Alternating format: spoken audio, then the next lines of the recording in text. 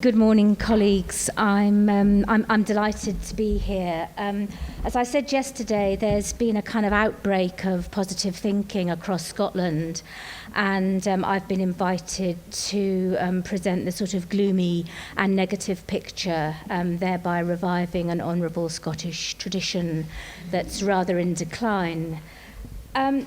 Colleagues, Scotland is so unequal that the pressing question of our day is, how do we contribute to social justice?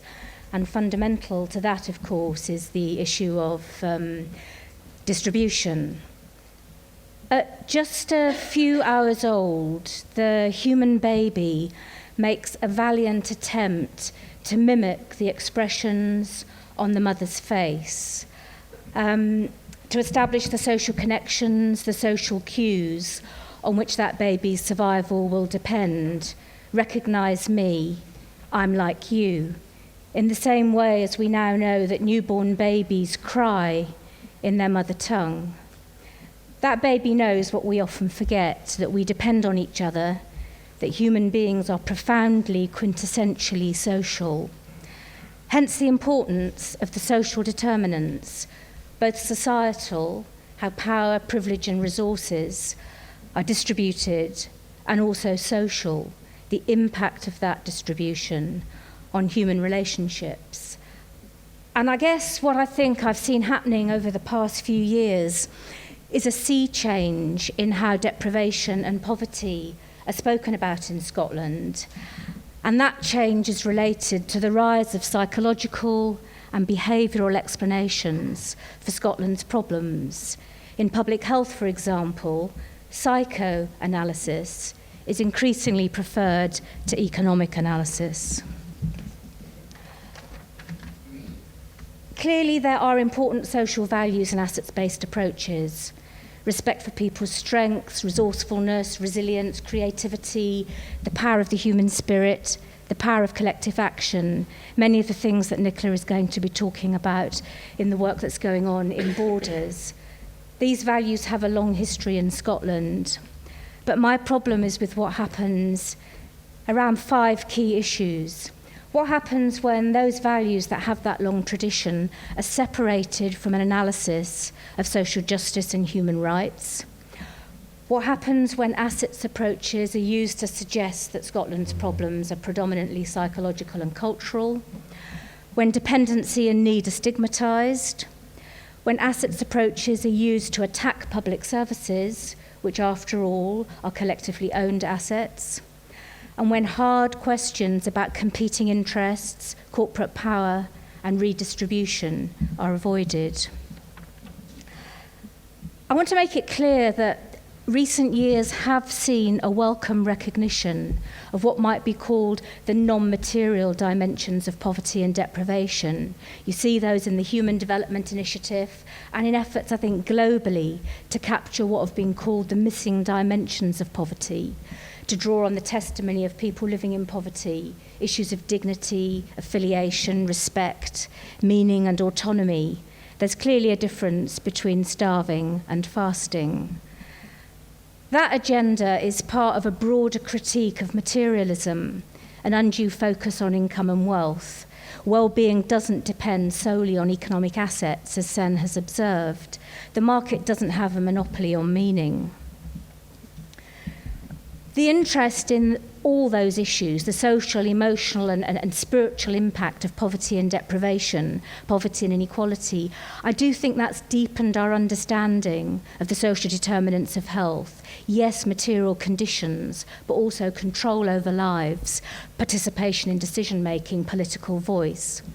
International studies show that status, the respect that you receive from others, control, influence over your life, and relatedness, affiliation, sense of belonging, those things are universal across cultures, determinants of well-being. And we do need to pay more attention to injuries to those needs for status, control, and relatedness. The freedom to live a valued life clearly depends on more than money.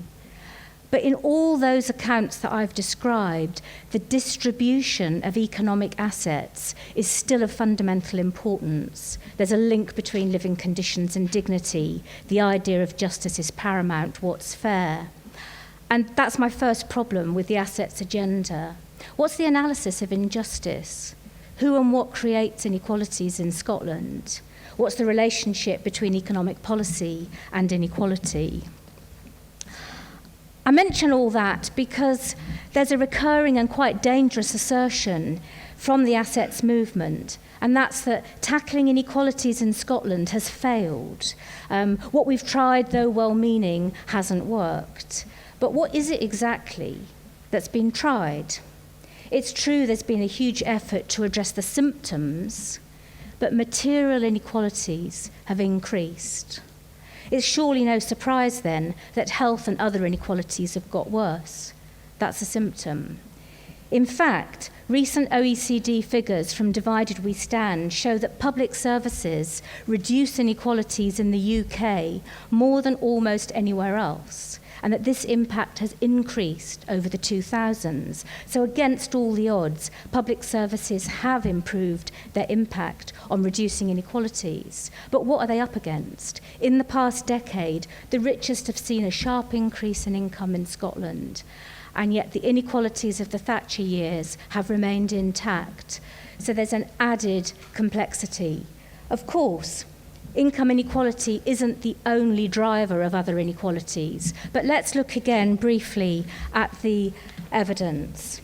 In the UK as a whole, income inequality is near to its highest point since 1961.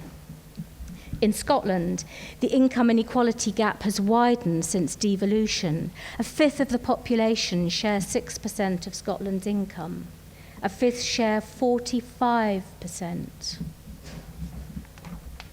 Scotland is doing marginally better than the UK, and that's always trotted out, but it's only marginally better against a very, very bad set of statistics. The UK as a whole is doing very badly. Transfers and taxes have become less redistributive, benefits have become less redistributive, more people are working at low wages, etc., etc. Relative to the OECD average, in the 80s we overtook the states in terms of levels of inequalities. And we're much closer to the states than we are to the OECD average. We also have some of the lowest social mobility in the developed world. All these figures, colleagues, are about assets, but they're about the distribution of assets.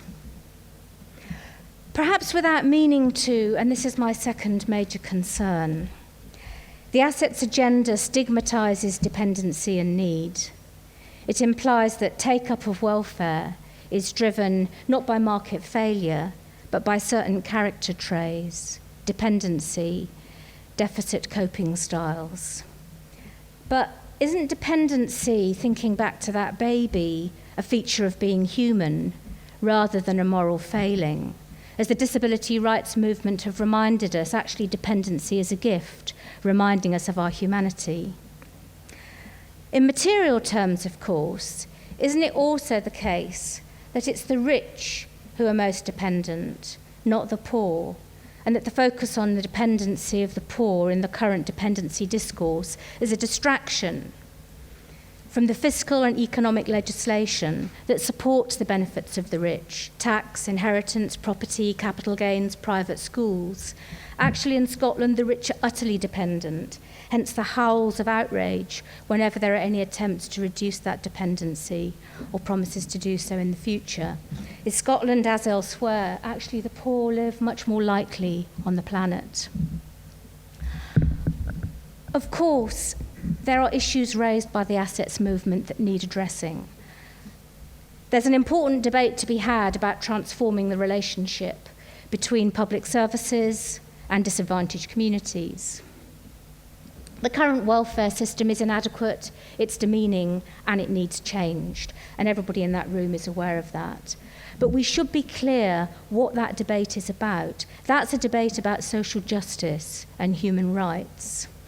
As Colin Mayer has shown, One Scotland contains two entirely different worlds, one amongst the most privileged in Europe, the outcomes of the most privileged in Scotland exceed or match the best outcomes across a whole range of indicators of any in Europe. It's a great place to live if you're well off. The other, Scotland, is experiencing outcomes that Colin Mayer has called shaming and shameful, and who could disagree? Is that a result of public health focusing on deficit? I don't think so.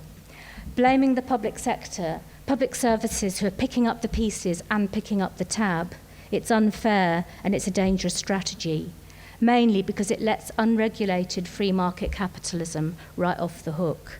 And it reinforces the neoliberal attack on universal values, on collective responsibility, on pooled services and pooled risk, things that have been fought for long and hard. Deep-seated problems persist, not because communities have an unacknowledged awareness of their assets, but because assets are so unequally shared. And that pattern of distribution, it's not accidental and it's not inevitable. Colleagues, I think there are some urgent and difficult conversations about inequalities in Scotland at this very important time, and about the policies and practice that support those inequalities. And those are questions about the legacy of the unfettered free market, about who benefited in the boom years and why, and at whose expense. They're difficult conversations about the levels of regulation that might be needed to ensure that corporate interests don't take precedence over other interests, social interests, health, welfare, justice, the environment, the well-being of children. The levels of regulation that will be needed to meet the Scottish Government's solidarity target.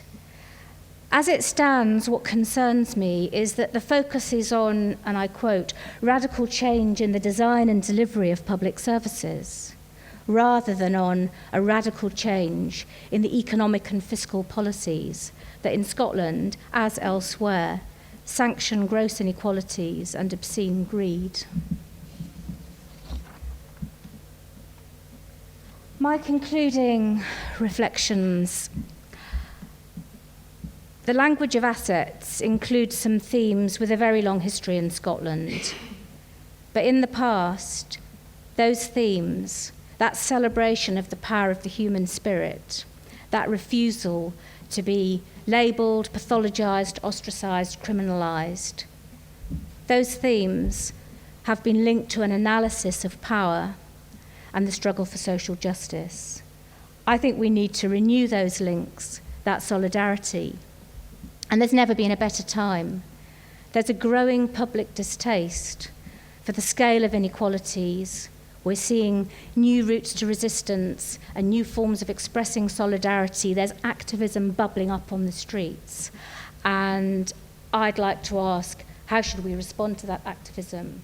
What is our responsibilities in relation to it? And where's the leadership within the public sector and the third sector around that activism?